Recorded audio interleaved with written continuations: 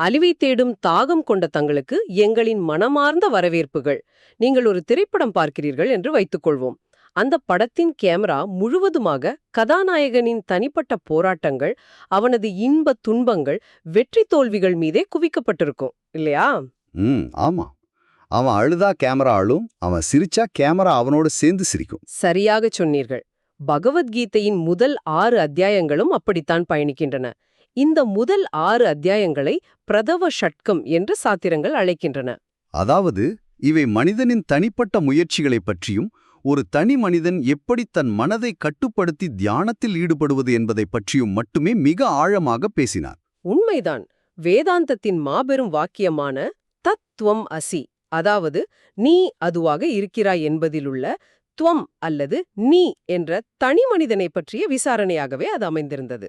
ஆனால் இந்த 7வது அத்தியாயமான ஞான விஞ்ஞான யோகம் தொடங்கும்போது சாத்திரத்தின் கேமரா கோணம் திடீரென ஒரு பிரம்மாண்டமான மாற்றத்தை சந்திக்கிறது. ஆமா, அது தனி மனிதனை தாண்டி கேமராவை முழுவதுமாக பின்னோக்கி நகர்த்தி இந்த பரந்து விரிந்த பிரபஞ்சத்தையும் அதை இயக்கும் மாபெரும் சக்தியான ஈஸ்வரனையும் நோக்கிய ஒரு விரிவான பார்வையாக மாறுகிறது. கண்டிப்பாக இது தத், அதாவது அது அல்லது பிரம்மம் என்ற பதத்தின் விசாரணையாக விரிகிறது. இது மிக மிக அவசியமான ஒரு நகர்வு. இந்த வியப்போட்டு மாற்றத்துடனேயே நமது இந்த ஆழ்ந்த அலசலை தொடங்குகிறோம். பல்வேறு தரவுகளிலிருந்து இந்த 7வது அத்தியாயத்தின் மையக் கருத்துக்களை பிழிந்தெடுத்து உங்களுக்காக வழங்கப் போகிறோம். ஈஸ்வரனின் உண்மையான இலக்கணம் என்ன? மாறும் இந்த பிரபஞ்சம் எவ்வாறு இயங்குகிறது? இதில் மனிதனின் நிலை என்ன என்பதை தெளிவாக புரிந்து கொள்வதே நமது நோக்கம். சரி, இந்த கேமரா கோண மாற்றம் ஏன் இவ்வளவு முக்கியமானதுன்னு நினைக்கிறீங்க? பாருங்கள், முதல் 6 அத்தியாயங்களில் ஒரு சாதகன் தன்னை ஒரு தனி மனிதனாக செதுக்கிக் கொள்கிறான். தன்னுடைய மனம் எனும் சிறு குட்டையை தெளிவாக்கிய பிறகு அவனுக்குள் ஒரு பிரம்மாண்டமான கேள்வி எழுகிறது. அதாவது இந்த எல்லையில்லாத பிரபஞ்சம் எப்படி தோன்றியது என்ற கேள்வியா? மிகச்சரி. இதன் ஆதிகாரணம் என்ன, இதை உருவாக்கிய சக்தி எது என்ற அடிப்படை உண்மையை அறிய அவன் தயாராகிவிடுகிறான். அந்த ஆதிகாரணத்தையே சாத்திரங்கள் ஈஸ்வரன் என்று அழைக்கின்றன. ஈஸ்வரன் என்பவர் யார்? சாத்திரங்கள் அவரை ஜகத்காரணம் என்று மிக தெளிவாக வரையறுக்கின்றன. அதாவது இந்த பிரபஞ்சம் முழுமைக்கும் அவரே காரணம். ஆனால் இங்குதான் நம்முடைய மனித மூளைக்கும் தர்க்க புத்திக்கும் ஒரு பெரிய வேலை காத்திருக்கிறது. ஆமாம், இந்த இடத்தில்தான் நான் ஒரு தர்க்க ரீதியான கேள்வியை முன்வைக்க விரும்புகிறேன். நம்முடைய அன்றாட உலக அனுபவத்தில் ஒரு விளைவிற்கு நிச்சயமாக ஒரு காரணம் இருக்க வேண்டும் என்பது நமக்கு தெரியும். கண்டிப்பாக ஒரு காரியத்திற்கு ஒரு காரணம் தேவை. உதாரணமாக, மிகவும் எளிமையாக சொல்ல வேண்டும் என்றால், ஒரு மண்பானையை உருவாக்க வேண்டும் என்று வைத்துக்கொள்வோம். அதற்கு முதலில் களிமண் என்ற ஒரு மூலப்பொருள் வேண்டும். அதைத்தான் சாத்திரங்கள் உபதான காரணம் என்று அழைக்கின்றன. சரி, களிமண் மட்டும் இருந்தால் போதுமா? அந்த களிமண் தானாகவே உருண்ட திரண்டு பானையாக மாறிவிட முடியாதல்லவா? முடியாது. அந்த மூலப்பொருளை பக்குவப்படுத்தி பானையாக உருவாக்கும் அறிவுத்திறன் கொண்ட ஒரு குயவன் வேண்டும். அவரை சாத்திரங்கள் நிமித்த காரணம் என்று கூறுகின்றன. ஒரு வீட்டை உருவாக்க வேண்டும் என்றால் செங்கல் வேண்டும், அதே சமயம் அதை வடிவமைக்கும் ஒரு பொறியாளரும் வேண்டும். உண்மைதான். இது நமக்கு எளிதில் புரிகிறது. அப்படியென்றால் சாத்திரங்கள் கூறுவது போல பிரபஞ்சம் தோன்றுவதற்கு முன் ஈஸ்வரன் மட்டுமே தனித்து இருந்தபோது, அதாவது ஏகம் ஏவ அத்விதீயம் ஆக இருந்தபோது, அவர் எப்படி பிரபஞ்சத்தின் மூலப்பொருளாகவும் அதை உருவாக்குவதற்காகவும் ஒரே நேரத்தில் இருக்க முடியும்? இது மிகவும் ஆழமான கேள்வி. பல நூற்றாண்டுகளாக தத்துவவியலாளர்கள் தடுமாறும் ஒரு புள்ளி இது. வேறு எந்த மூலப்பொருளும் துணைப்பொருளும் இல்லாதபோது இந்த பிரபஞ்சத்தை அவர் எதைக் கொண்டு படைத்தார்? இது எப்படி தர்க்க ரீதியாக சாத்தியம்? இதில் மிகவும் ஆச்சரியமூட்டும் விஷயம் என்னவென்றால், உபநிடதங்கள் இந்த சிக்கலான தர்க்க ரீதியான கேள்விக்கு இயற்கையிலிருந்தே ஒரு அற்புதமான பதிலை முன்வைக்கின்றன. ஓ, அது என்ன பதில்? முண்டக உபநிடதம் சிலந்தி வலை பின்னப்படும் அழகிய உதாரணத்தை நமக்கு காட்டுகிறது. ஒரு சிலந்தியை உற்று நோக்குங்கள். சரி. அது ஒரு வலையை பின்ன நினைக்கும்போது அது குயவனைப் போல களிமண்ணுக்காக வெளியே எங்கும் அலைவதில்லை. கொத்தனாரைப் போல வேறு எங்கிருந்தோ செங்கற்களை சுமந்து வருவதில்லை. ஓ ஆமாம், அந்த வலைக்கான முழு மூலப்பொருளும் அதன் சொந்த உடலிலிருந்தே ஒரு நூலிழையாக வெளிவருகிறது. சரியாக பிடித்தீர்கள். அதே சமயம் அந்த வலையை மிக நேர்த்தியாக ஒரு தலை சிறந்த பொறியாளனைப் போல வடிவமைத்து நெய்பவனும் அந்த சிலந்தியே. இது அற்புதமான ஒரு ஒப்புமை. அதைப் போலவே ஈஸ்வரன் வேறு எந்த மூலப்பொருளையும் தேடிச் செல்லாமல் தானே இந்த பிரபஞ்சமாக விரிவடைகிறார். அதாவது ஈஸ்வரனே நிமித்த காரணம் மற்றும் உபதான காரணம் என்ற ஆழமான உண்மையை இது நிலைநிறுத்துகிறது. ஆமா, இதத்தான் வேதாந்தம் அபின்ன நிமித்த உபதான காரணம் என்று மிக ஆழமாக பதிவு செய்கிறது. படைப்பவனும் அவரே, படைக்கப்பட்ட பொருளும் அவரே. இந்த விளக்கம் என் சிந்தனையை முற்றிலும் வேறொரு தளத்திற்கு எடுத்துச் செல்கிறது.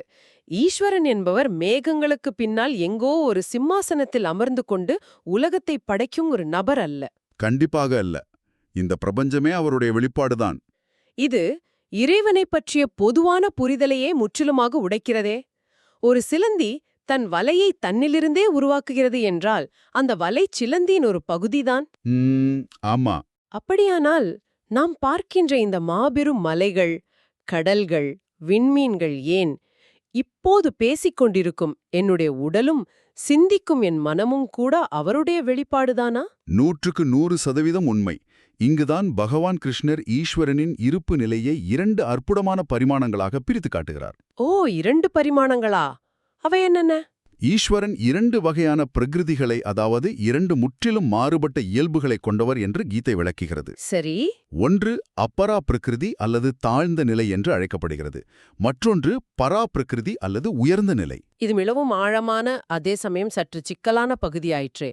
இந்த தொழில்நுட்ப பதங்களை நாம் மேலோட்டமாக கடந்து சென்று விடக்கூடாது. கண்டிப்பாக இதை ஒவ்வொரு மனிதனும் ஆழமாக புரிந்து கொள்ள வேண்டும். இந்த அபரா பிரகிருதி மற்றும் பரா பிரகிருதி ஆகிய இரண்டுக்கும் உள்ள அடிப்படை வேறுபாடுகள் என்ன? முதலில் நாம் காணக்கூடிய இந்த அபரா பிரகிருதி என்றால் என்ன என்பதை தெளிவாக புரிந்து கொள்வோம்.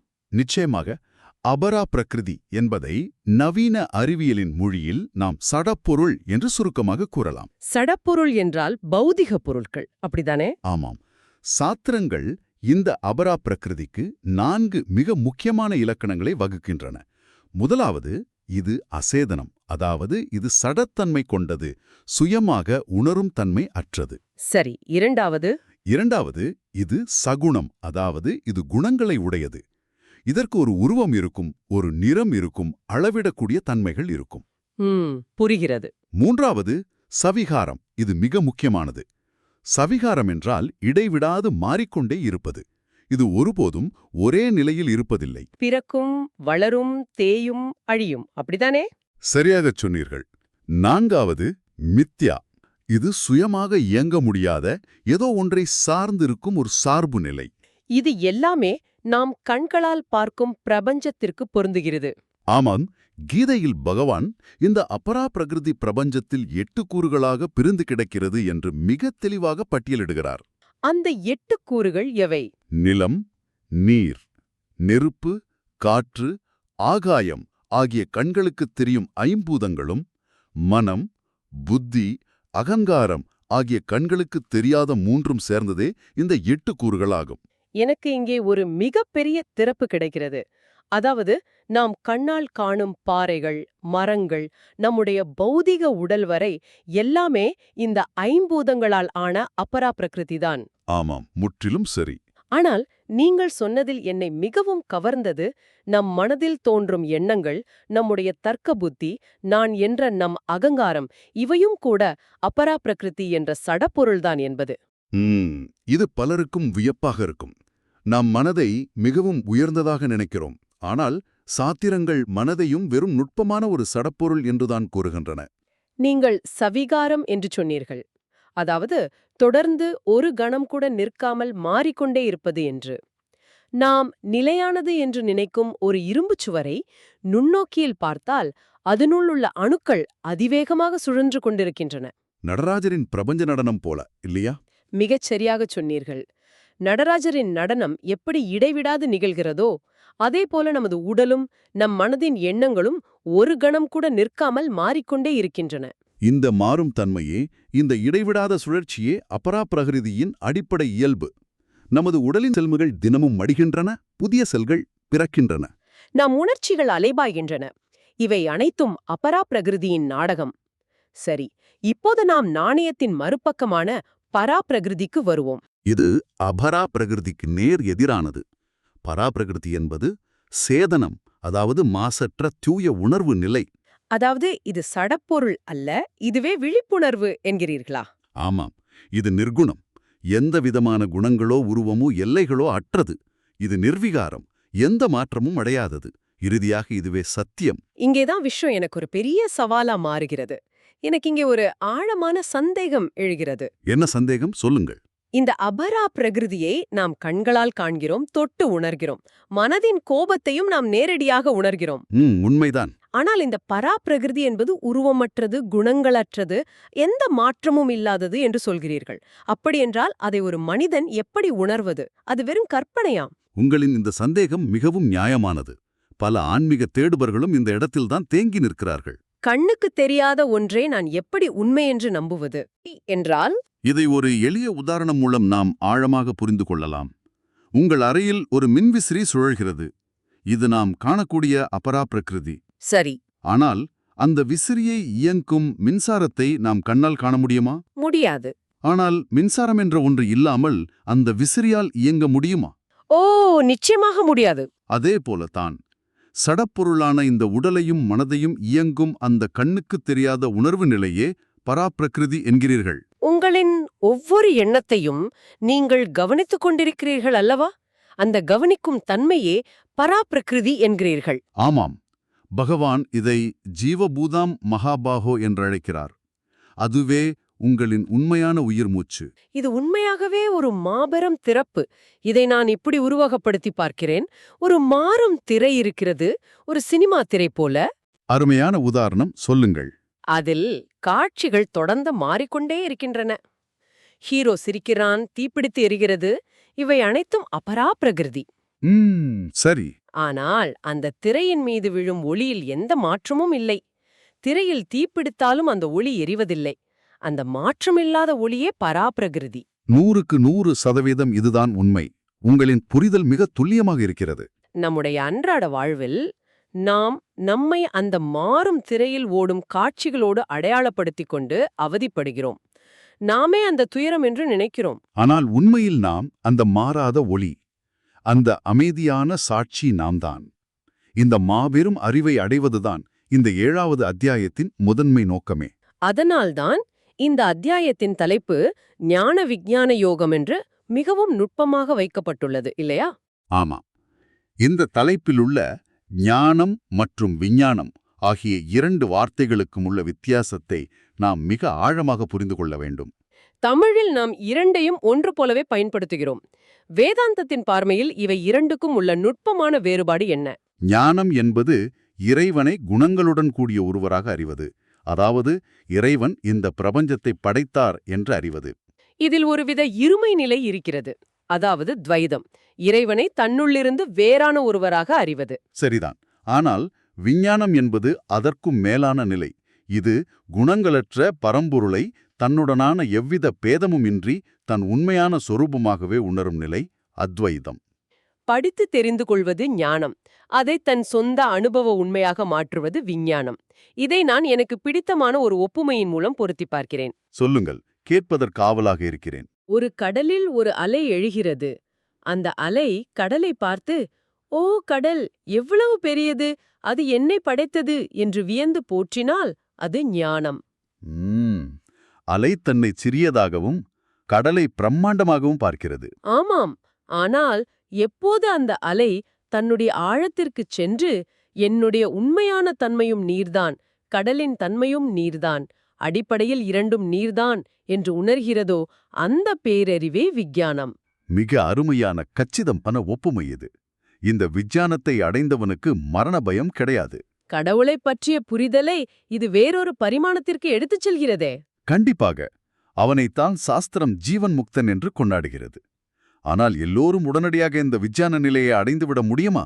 இல்லை, அது மிகவும் கடினம். ஆமாம். உலக வாழ்வில் உழலும் மனிதர்கள் பிரபஞ்ச உண்மையை நோக்கி மெல்ல மெல்லத்தான் ஈர்க்கப்படுகிறார்கள். அப்படிப்பட்டவர்களை பகவான் 4 வகையாக பிரிக்கிறார். இந்த 4 வகையான பக்தர்களை பற்றிய குறிப்பு இந்த அத்தியாயத்தின் மிக முக்கியமான பகுதி. அவர்கள் யார் யார்? முதல் வகை பக்தனை பகவான் ஆர்த்தன் என்று அழைக்கிறார். வாழ்வில் நோயோ பெருந்துயரமோ வரும்போது அடைக்கலம் தேடி இறைவனை அழைப்பவன். சரி, இரண்டாவது?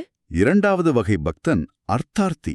செல்வம், வெற்றி போன்ற உலக இன்பங்களுக்காகவும் தேவைகளுக்காகவும் இறைவனை வழிபடுப்பவன். ஓ, ஆர்த்தன் மற்றும் அர்த்தார்த்தி. மூன்றாவது யார்? மூன்றாவது நபர் ஜிக்ஞாசு. இறைவனின் உண்மையான தன்மையை அறியத் துடிக்கும் ஆழமான அறிவு தேடல் கொண்டவன். நான்காவது நபர்? நான்காவது நிலையில் இருப்பவன் ஞானி. பரம்பொருளும் தானும் வேறல்ல என உணர்ந்தவன். இங்கே நான் ஒரு மாற்று கருத்தை முன்வைக்க விரும்புகிறேன். இந்த முதல் இருவர் இருக்கிறார்களே, ஆர்த்தன் மற்றும் அர்த்தார்த்தி, ஆமா, இவர்கள் முற்றிலும் சுயநலத்திற்காகவும் தங்கள் தேவைகளுக்காகவும் மட்டுமே இறைவனை நாடுகிறார்களே. இவர்களை சாத்திரம் எப்படி ஆன்மீகவாதிகள் என்று ஏற்றுக்கொள்ளும்? உங்கள் கேள்வி மிகச் சரியானது. சுயநலமாக வருபவர்களை நாம் நிராகரிக்கவே நினைப்போம். ஆனால் பகவானின் கருணை வேறாக இருக்கிறது. அவர் இவர்கள் அனைவரையுமே சிறந்தவர்கள் என்றே போற்றுகிறார். அது எப்படி சாத்தியம்? சுயநலமாக வருபவர்களை உத்தமர்கள் என்று எப்படி சொல்ல முடியும்? உலகில் பலருக்கு துயரம் வரும்போது அவர்கள் போதைப்பொருள் போன்ற தவறான பழக்க வழக்கங்களுக்கோ அடிமையாகிறார்கள். ஆனால் இவர்கள் தங்கள் துயரத்திற்கு தீர்வாக ஈஸ்வரனை நாடுகிறார்கள் அல்லவா? ஓ, வேறு எதையும் நாடாமல் இறைவனை நாடுகிறார்கள். ஆமாம். அவர்கள் இன்று வெறும் உலகப் பொருட்களுக்காக வந்தாலும் காலப்போக்கில் அந்த பக்தி அவர்களை பக்குவப்படுத்திவிடும். சாத்திரம் யாரையும் நிராகரிப்பதில்லை. எவ்வளவு அற்புதமான ஒரு உளவியல் அணுகுமுறை இது! ஆனால் பகவான் அந்த நான்காவது நபரான ஞானியை மட்டும் தனக்கு நிகரானவன் என்று தனியாக கொண்டாடுகிறாரே, ஏன்? ஏனென்றால் முதல் மூவரும் இறைவனிடம் ஏதோ ஒன்றை கேட்கிறார்கள். ஆனால் ஞானி என்பவன் இறைவனிடம் எதையும் யாசிப்பதில்லை. அவனுக்கு இறைவனைத் தவிர வேறு இலக்கு இல்லை. அதைவிட முக்கியமாக ஞானி நானாகவே இருக்கிறான் என்று பகவான் கூறுகிறார். ஈஸ்வரனின் பராப்பிரகிருதியும் தன்னுள் இருக்கும் சாட்சி நிலையும் ஒன்றுதான் என்று அவனுக்கு தெரியும். அங்கு பேதமே இல்லை, தூரமே இல்லை. ஞானியின் பக்தி ஈடில்லாதது என தெளிவாகப் புரிகிறது. ஆமாம், இருமையற்ற அந்த தூய அத்வைத நிலையே பக்தியின் உச்சநிலை. என்ன ஒரு பிரம்மாண்டமான தத்துவ தரிசனம் இது! இந்த பிரபஞ்ச தரிசனத்தை இப்போது நாம் சுருக்கமாக தொகுத்து பார்க்கலாம். கண்டிப்பாக. ஈஸ்வரனின் விரிவான இலக்கணம், மாறும் பிரபஞ்சத்திற்கும் மாறா உணர்வு நிலைக்கும் உள்ள வேறுபாடு, ஞானத்திற்கும் விஞ்ஞானத்திற்கும் உள்ள உறவு ஆகியவற்றை நேர்த்தியாக பார்த்தோம். ஆமாம், இந்த அறிவு அன்றாட வாழ்வில் நாம் இன்பத் துன்பங்களை எதிர்கொள்ளும் விதத்தையே மாற்றிவிடும். கட்டாயமாக. இந்த எல்லையற்ற அறிவின் தேடலை நிறைவு செய்வதற்கு முன் உங்களுக்கான ஒரு சவாலான, அமைதி தரும் சிந்தனையை உங்கள் முன் வைக்க விரும்புகிறேன். சொல்லுங்க. இன்று நாம் செயற்கை நுண்ணறிவை மிக பிரம்மாண்டமாக உருவாக்கி வருகிறோம். அந்த இயந்திரங்கள் மனிதனைப் போலவே சிந்திக்கின்றன, கணக்கிடுகின்றனர். உண்மைதான், அபாரமான வளர்ச்சி அது. ஆனால் சாத்திரத்தின்படி பார்த்தால் அந்த இயந்திரங்களின் அறிவும் கூட தொடர்ந்து மாறும் அப்பரா பிரகிருதிதான். அந்த அறிவை கவனிக்கும் பராப்பிரகிருதி என்ற சாட்சி நிலை அவற்றுக்கு இருக்கிறதா? ஓ, மிக ஆழமான கேள்வி இது.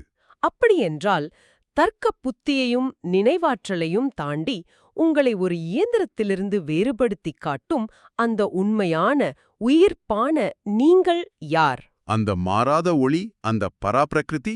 ஆமாம். இன்று சிறிது நேரம் அந்த சாட்சி நிலையில், அந்த அமைதியில் உங்களால் நிலைத்திருக்க முடியுமா? இந்த ஆழமான சுய விசாரணையோடு உங்களை தனியே விட்டுச் செல்கிறோம். அடுத்த தேடலில் சந்திப்போம்.